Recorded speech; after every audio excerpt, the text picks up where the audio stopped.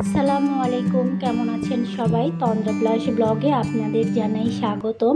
জানেন তো, আজকে সকালবেলা আমি নাস্তা তৈরি করতে গেছি, গিয়ে দেখি যে গ্যাস নেই, বাসায় গ্যাস ফুরাই গেছে।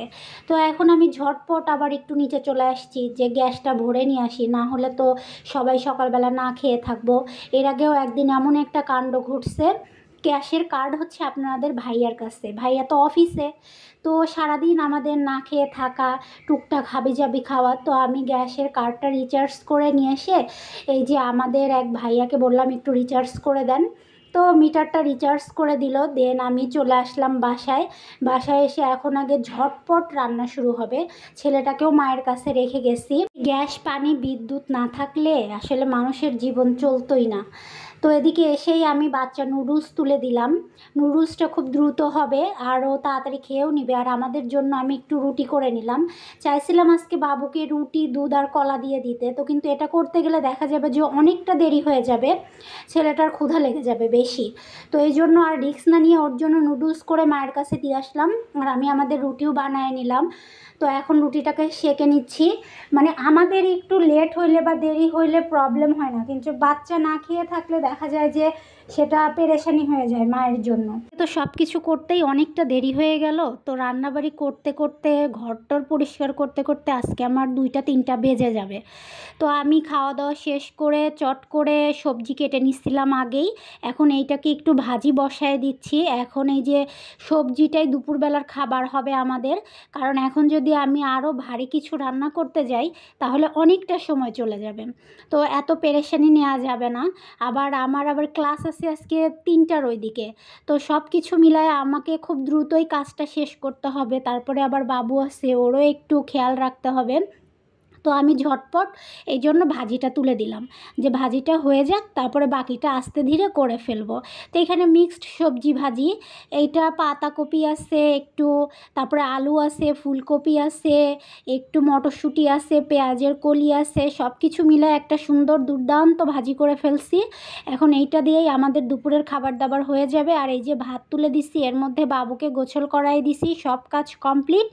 এখন আমার ছেলে চলে আসছে, এই যে আমি ওর জন্য একটু মাছ ভাজি করতেছি, কিন্তু সে নিজেও এখন মাছ ভাজি করে নিজেরটা নিজেই খাবে। আর ইতিমধ্যে আমার আম্মু বাসায় আসছে। আজকে আম্মুকে দেখে হঠাৎ করে না আমার কেমন জানি অস্থির লাগতেছে, খারাপ লাগতেছে। মনে হচ্ছিল যে অনেকটা সময় আম্মুকে একটু জড়ায় ধরে যদি শুয়ে থাকতে পারতাম। এটার অবশ্য একটা কারণ আছে। আজকে মা ছাদে বাবুকে নিয়ে গেছে, তো এসে হঠাৎ করে বলতেছে আমাদের পাশের বিল্ডিংয়ে কে যেন মারা গেছে, মানে খুন হয়েছে আর কি।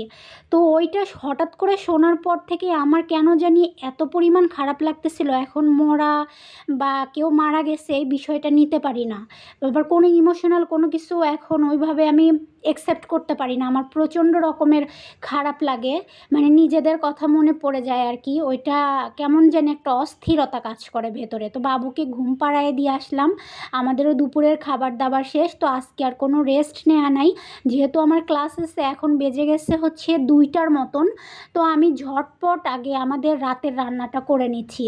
তো রাতের রান্না কি করব চিন্তা করতে করতে মনে হলো যে একটু ওই যে বিখ্যাত আলু ঘাটিটা করে ফেলি বগুড়ার। তো এই জন্য যথারীতি আমি অ্যাজ ইউজুয়াল সব মশলাপাতি দিয়ে মশলাটাকে কষায় নিলাম। এখন এই যে টমেটো আর মাছটা দিয়ে ভালো মতন এখন কষাবো। বাবুর জন্য মাছ ভাজি করছিলাম, বাবু মাছ ভাজি খায় নাই, তো ওইটাও আমি দিয়ে দিলাম। নষ্ট তো আর করা যায় না। এদিকে রান্না করতেছি আর বাবুকে বারবার দেখতেছি যে ও ঠিকঠাক মতন আছে কি না, কারণ উঠে যাচ্ছে কি না শব্দে। কারণ ওর তো ঘুম খুব পাতলা, একটু সাউন্ড হইলেই, আর বিশেষ করে কাজের সময় সাউন্ড টাউন্ড দূরে থাক, কাজ হইলেই তো বাচ্চা কাচ্চা উঠে যায়। আর এদিকে আলুটাও আমি আগেই সিদ্ধ করে চটকায় নিছিলাম। ইতিমধ্যে আমার ক্লাস শুরু হয়ে গেছে, ওই যে দূরে আমি ফোনটা রেখে ক্লাস করতেছি আর রান্না করতেছি। এদিকে এটাও ভালো মতন কষানো লাগবে, যেহেতু কাঁচা মাছ দিছি, ভেজে দেই নাই। তো সেই ক্ষেত্রে এটা ভালো মতন না কষালে ভালো লাগবে না। এদিকে সম্পূর্ণটা সুন্দর করে কষানোর পরে এর মধ্যে মথে রাখা যে আলুটা, ওইটা আমি দিয়ে আবার আর একটু সময় কষাবো। এদিকে রান্না করতেছি কিন্তু মনের মধ্যে অস্থিরতা কাজ করতেছে। একেতে আম্মু যাওয়ার সময় আমার চোখ দিয়ে পানি পড়তেছিল, কিছুক্ষণ এসে আগে একটু স্থির হয়ে বসে নিজেকে একটু শান্ত করলাম। মানে কিছু কিছু সময় নিজেকে নিজেই শান্ত করতে হয়। তারপরে আমি আমার বান্ধবীকে ফোন দিলাম, ফোন দিয়ে ওর সাথে কিছুক্ষণ কথা বললাম। ও আবার একটু সান্ত্বনা দিল। এখন একটু আবার মানে নিজেকে রিল্যাক্স করার চেষ্টা করতেছি যে না, ইটস ওকে, সব কিছু ঠিকঠাক আছে, কোনো চিন্তা ভাবনা নাই, মানুষ মারা যাবে, আমরাও মারা যাব। তো সব কিছু মিলায় এখন আমি এটার মধ্যে কষানো শেষ, পানি দিয়ে দিলাম। একটু ফুটলেই এটাকে নামায়ে দিব। রাতে যখন খাবো তখন আবার একটু প্রসেস করে নিব। এখন আর এটাকে নিয়ে আর বেশি বাড়াবাড়ি করা যাবে না। শেষে আবার বাবু উঠে গেলে এদিকেও যাবে ওদিকেও যাবে, ক্লাসও করতে পারবো না, কোনো কিছুই করতে পারবো না। আর আমার ছেলেটা তো দিব্যি মতো এখনও ঘুমায় আছে। তো এই সুযোগ, আমি এখন ক্লাসটা একটু করে নিই, চলেন। তো ক্লাসটা শেষ করে এখন বেজে গেছে 6:30টার মতন, বাবুও উঠে গেছে। তো আমি উঠেই ওর জন্য একটু রুটি দিয়ে স্যান্ডউইচ করে দেওয়ার চেষ্টা করতেছি। তো ডিমটা ফ্যাটায় নিলাম একটু চিনি দিয়ে, দেন এখন এইটাকে খুব ভালো মতন ভেজে নিব। বাবুকে সাধারণত আমি এই খাবারটা দিতে চাই না, এটা অনেক রিচ হয়ে যায়, তো অয়েলি হয়ে যায়, ওর আবার গ্যাস ট্যাস হয় কি না।